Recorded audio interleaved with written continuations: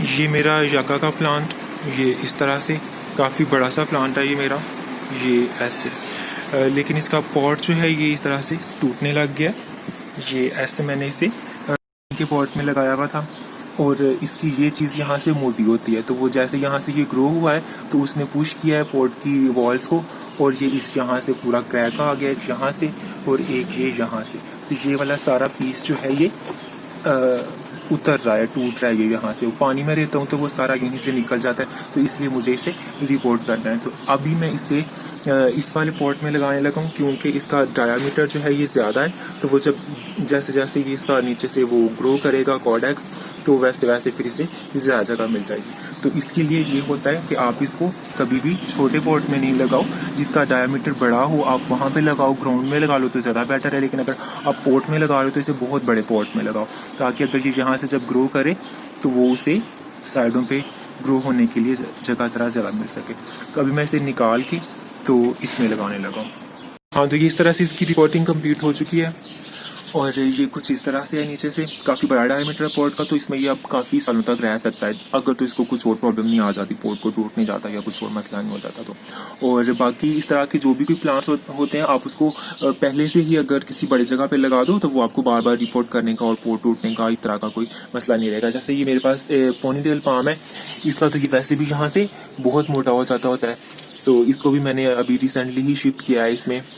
और ये इस तरह से है। इस तरह के जो भी कोई प्लांट्स होते हैं जिनको यहाँ पे इस तरह से जिनको ज़्यादा जगह चाहिए होती है, डायमीटर जिनको बड़ा चाहिए होता है, तो आप उनको पहले से ही कर दो ताकि आपको बार बार रिपोर्ट ना करना पड़े। और अगर एक ही जगह पे प्लांट लगा रहता है तो उसके साथ उसकी ग्रोथ भी अच्छी होती है। रिपोर्टिंग के बाद अक्सर प्लांट्स को रिपोर्टिंग शॉक भी लगता होता है, तो उसके साथ कुछ पत्ते गिराते हैं अपने, तो वो नई सॉइल में सेटल होने में उन्हें कुछ टाइम भी लग सकता है। या अगर आपने ठीक मौसम में नहीं उसे किया तो वो मौसम की वजह से भी इस प्लांट को प्रॉब्लम हो सकता है। कभी कभी रिपोर्टिंग सक्सेसफुल भी नहीं होती है, तो इसलिए रिपोर्टिंग से बार बार बचने के लिए आप पहले ही कोशिश करो कि उसे ज़रा बड़ी जगह पे लगा दो। और अभी अगर इसकी बाकी की केयर की बात की जाए तो कुछ खास ज़्यादा केयर होती नहीं है इसकी। लाइट के हवाले से मैं थोड़ा इसका बताना चाहूँगा कि इसको आप इंडोर भी रख सकते हो, आउटडोर भी रख सकते हो, लेकिन इंडोर भी अगर आपने रखना है तो आप इसको किसी विंडो के पास रखो जहाँ पे इसे ब्राइट लाइट मिल रही हो, डे लाइट। जैसे अब धूप नहीं भी है तो भी यहाँ पे काफ़ी तेज़ रोशनी है, तो आप इसको किसी ऐसी जगह पे रखो। और अगर आपने धूप में रखना है तो भी आपका ये फुल सन में भी चल जाएगा, हाफ डे सन में भी चल जाएगा, मॉर्निंग सन में भी चल जाएगा। कुछ ऐसी जगह होती है ना जहाँ पे सिर्फ सुबह की धूप आती है, या कुछ ऐसी जगह होती है जहाँ आफ्टरनून की धूप आती है, तो इसको लाइट से कोई मसला नहीं है। लेकिन अगर आप इंडोर रख रहे हो तो अगर आपका फुली इंडोर प्लेस है तो फिर महीने में एक दफ़ा इसको उठा के धूप वाली जगह पे रख के ज़रा धूप लगवा के इसे तो आप वापस रख दो, तो इसके साथ इसकी ग्रोथ अच्छी रहेगी और प्लांट भी जो है वो आपका हेल्थी रहेगा। और अब अगर वाटरिंग इसकी देखी जाए तो ज़्यादा पानी आपने इसको देना नहीं है, क्योंकि इसे कॉर्डेक्स में यहाँ पे लकड़ी जैसा नहीं होता है, हार्ड ये इसका, तो इसमें भी थोड़ा सा पानी सा स्टोर रह जाता है। और इसके लीफ भी अगर आप काट के देखो तो इसमें भी हल्का सा मॉइस्चर आपको मिलता है जब आप इसका लीफ काटते हो। तो कह लो सकुलेंट तो नहीं कहोगे इसे, लेकिन इसके लीफ में और इसके यहाँ स्टेम में, ट्रंक में और इसके कॉर्डेक्स में जो है वो थोड़ा सा पानी होता है, जिस वजह से ये थोड़ी ड्राई साइड अगर इसको मिल रही है सॉइल थोड़े दिनों के लिए, आपने अगर इसको पानी नहीं भी डाला तो भी ये बर्दाश्त कर जाता है। लेकिन बहुत ज़्यादा पानी नहीं देना, उसके साथ ही यहाँ से गल भी सकता है। और फर्टिलाइज़र जो है इसको कुछ ज़्यादा नहीं चाहिए होता है, मैंने तो इसको कभी नहीं दिया है फर्टिलाइज़र। अगर आप चाहो तो साल में कोई एक दो दफ़ा दे भी सकते हो, लाइक स्प्रिंग में सर्दी के बाद से, और फिर गर्मी के बाद से लाइक अगस्त, सितंबर, अक्टूबर, नवंबर वगैरह में भी आप इसको दे सकते हो जब बहुत इंटेंस होता है वेदर, लाइक जून जुलाई या दिसंबर जनवरी, सर्दी बहुत ज़्यादा होती है, गर्मी बहुत ज़्यादा होती है। उन दिनों में फर्टिलाइज़र ऐसे प्लांट को ज़रा आप ना दो। लेकिन जब थोड़ा मौसम अच्छा होता है तो जब प्लांट की ग्रोथ तरह थोड़ी फास्ट होती है तो ग्रोइंग स्टेज पे आप देखो कि ये ग्रो कर रहा है तो आप इसको दे सकते हो। वैसे तो ये सारा साल हल्का सा ग्रो करता रहता है, लेकिन इन मौसमों में सर्दी गर्मी से पहले और गर्मी के बाद जो है ये थोड़ा फास्ट ग्रो करता है, तो उन दिनों में आप इसे फर्टिलाइज़र दे सकते हो। फर्टिलाइज़र देना कौन सा है वो आप मेरी फर्टिलाइज़र वाली वीडियो देख लो, या थोड़ा बहुत मैं वैसे भी बता दूं कि आप काउ डंग वगैरह दे लो जिसमें नाइट्रोजन ज़्यादा हो, जिन फर्टिलाइज़र में वो आप दे सकते हो। ऑर्गेनिक भी दे सकते हो, केमिकल भी दे सकते हो, NPK DAP वगैरह भी दे सकते हो। तो मतलब कि कोई सा भी फर्टिलाइजर से चल जाएगा, लेकिन बहुत ज़्यादा नहीं देना, दे देना कि साल में आप दो ही दफ़ा दे रहे हो और आपने उन 2 ही दफ़ों में बहुत ज़्यादा इसको दे दिया तो उसके साथ इसको प्रॉब्लम हो सकती है। अगर आप हल्का सा हर महीने भी से दे दो तो भी इसको कोई प्रॉब्लम नहीं है, अगर ना भी दो तो भी से कोई प्रॉब्लम नहीं है, ये बहुत अच्छे से आपका चलता रहेगा। तो ये थी कुछ बातें इसकी केयर के हवाले से। और फिर भी अगर कोई बात रह गई हो तो वो आप मुझसे कमेंट्स में पूछ सकते हो।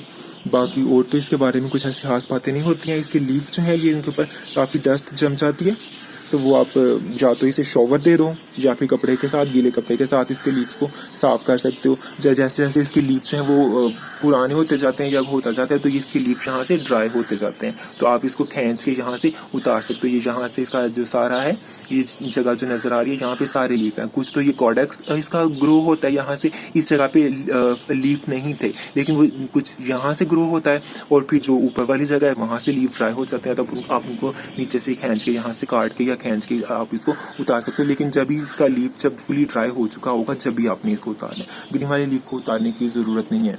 अगर इस तरह से जैसे ये टिप्स इसकी हो रही हैं, ब्राउन हो रही हैं, ये देखो, तो आप इस तरह से मैंने इसकी टिप्स काटी हुई हैं। आप देखो कि अगर इसके साथ कुछ ऐसा मसला आ रहा है तो आप इसको काट भी सकते हो। जैसे मेरी ऊपर वाली हैं, ये भी हल्की हल्की सी हो रही हैं, तो कभी जब मुझे टाइम मिलता है तो इस तरह की मैं इसकी थोड़ी कटिंग वगैरह कर देता होता हूँ, तो उसके साथ थोड़ा इसकी नीट सी लुक आती है। तो बाकी का भी मेरा टेरेस का ओवरव्यू ज़रा देख लो कि यहाँ पे ये पोनीटेल पाम तो मैंने दिखाया ही है, ये ऐसे है, और साथ में ये एक यू फूड भी आया, साथ में ये कैलन कोई है, इसके ऊपर बहुत सारे फ्लावर्स आए थे जो कि अभी ख़त्म हो चुके हैं, और साथ में ये एक मेरा रोज़ है, और साथ में ये लगा हुआ था, तो इसके साथ से बहुत सारे इसके बेबीज़ जो हैं यहाँ नीचे भी आ गए हैं। और साथ में ये पेरिविंकल भी खुद ही निकला है, जिनका ये पिछले साल मैंने लगाया था, इसमें तो कुछ सीड वगैरह इसके रह गए थे, तो वो साथ में से खुद ही निकला है। और साथ में ये मेरा है एक क्राइसेंथेमम गुलदाउदी येलो कलर वाला, ये इस तरह से। और एक बहुत मज़े की बात कि ये वो कैलन कोई का यहाँ पे भी कोई गिरा है, तो देखो वो यहाँ पे भी ग्रो होना शुरू हो गया। तो मैंने इसे निकालना था, लेकिन वो फिर ऐसे ही पड़े पड़े काफ़ी बड़ा हो गया है। तो ऐसे ये मैंने पोर्शन कभी दिखाया नहीं अपने गार्डन का, क्योंकि यहाँ पे मैं मोस्टली आता नहीं हूँ, बस पानी डाल के, तो बाकी सारा काम मेरा छत पे होता है। तो इस तरह से आज मैंने कहा कि चलो लगे हाथ इसी के बहाने थोड़ा ये भी दिखा दूँ अगर जिन लोगों ने नहीं दिखा। और यहाँ पे साथ में मेरा एक दूसरा टेरेस भी है, ये ऐसे, यहाँ पे भी कुछ प्लांट्स हैं मेरे, रोजेस हैं, और साथ में वो एक पाम है, आगे एक कैक्टस है, ये एक शू फोर्ड भी है, और यहाँ पे इस पॉट में कैलन कोई है। ये कुछ इस तरह मैं डिटेल में नहीं दिखा रहा हूँ, बस इस तरह से मैंने कहा चलो अब आए हुए हैं तो एक ओवरव्यू देख लें इसका भी। और बाकी ये हमारे साथ वालों का दरख्त है, ये पाम का ट्री, इसने काफ़ी मज़ा कराया होता है, काफ़ी अच्छी सी लुक आ रही होती है हमारे यहाँ पे इस ट्री की वजह से। ये ठीक है, फिर मिलते हैं किसी और वीडियो में। जब तक अपना और अपने प्लांट्स का बहुत सा ख्याल रखिएगा।